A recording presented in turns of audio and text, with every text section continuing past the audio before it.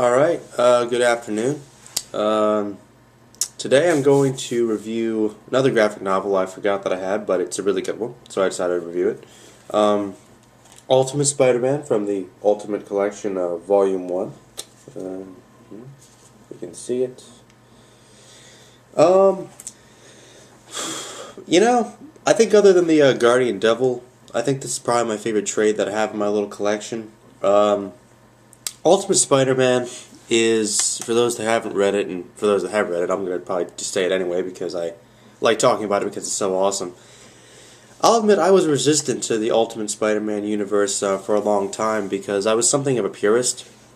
Because even when I was younger, I had actually grown up with the Spider-Man animated series, which is heavily based on the more old-school renditions of Spider-Man stories, and I had read a lot of the original Stan Lee comics as well as more modern ones. So I really, really liked the original universe. I was really following the continuity of the things that happened there, good and bad, and I loved it all. I loved Spider-Man, and I grew up thinking of him mostly as a young adult or as a full adult. I mean, not so much as a teenager, even though I do like that version of the character. I always thought he was well beyond that.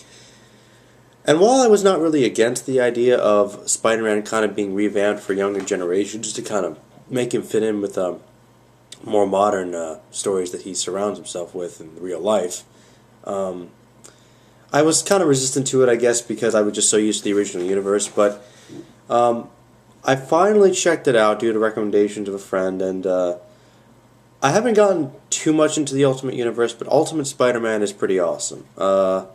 I hate to say it, but I like it, and in most ways I think I like it better than the original, because, I mean, I still like the original, don't get me wrong. The original universe is still, classic, and I hope nobody ever gets rid of it or anything. I love it. I'd be really mad if they did that.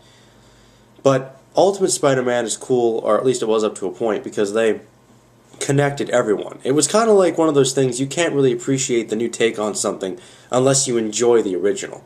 So it's really more of a cool spin-off, but everything's a lot more connected, a lot more of the characters are more interwoven. They take a lot of the villains and kind of make them a little more modern, change them up a little bit. So some things I like, but like I said, there are a couple things I don't like. I'm not going to get into it right now, maybe at some other point I will. But I really should be focusing on the review of the graphic novel.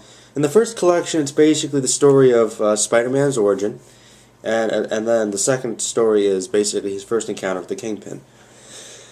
Let me just get out of the way. The only thing I don't like about this particular graphic novel, and one of the few things I really dislike about the Ultimate Universe, is the incarnation of the Green Goblin.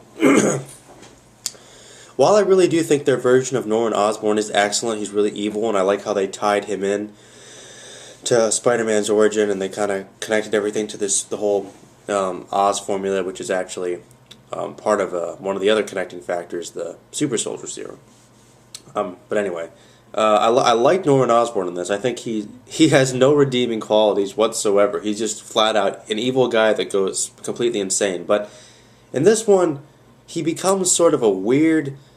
He transforms into a strange goblin-like monster who just has this. He's just filled with rage and hatred towards Spider-Man. Though I do like the panels, which shows like the madness within Goblin's mind. I don't really like the fact that he transforms into the Goblin. I guess I'm just kind of a fan for him getting in the costume. I know it's kind of silly, but I actually think it's more. I just like it better than the weird monster thing that they did. I don't know. I prefer the original version of the Green Goblin better, and even though I like the fact that Norman Osborn is like completely evil in this, maybe it's because I liked the original cartoon in the 90s, not the original, but the cartoon in the 90s, that I kind of like seeing Norman Osborn as being a more complex character. He does have some redeeming qualities. I think it makes things more interesting when the characters are more human, especially in Spider-Man stories, because it adds an interesting dynamic to it. Other than that, I think I like a lot of the characters that are portrayed in here. The artwork is amazing. That really drew me into. I think some of the stories are great. I think they managed to capture all the essence of the original Spider-Man stories, but they revamp them and they make them honestly cooler. A little less corny. It's a little bit darker. They tackle all different kinds of interesting subject matter. Peter Parker is very interesting.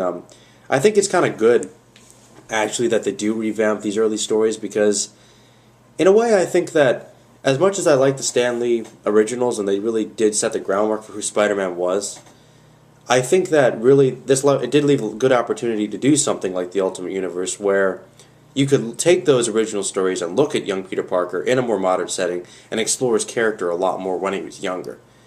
And I think that they actually do a pretty good job of counterbalancing this with the older Spider-Man of the regular universe. Yeah, it's really good. I think I love Aunt May in this. I like Mary Jane in this. I think I like her. I think I like her a little better than her classic incarnation, even though she can be a little bit annoying at times. Kingpin is pretty much the same. I mean, if possible, he's even more evil and intimidating. But I'm kind of glad that really they didn't feel much need to change him because he's the Kingpin. He's pretty awesome.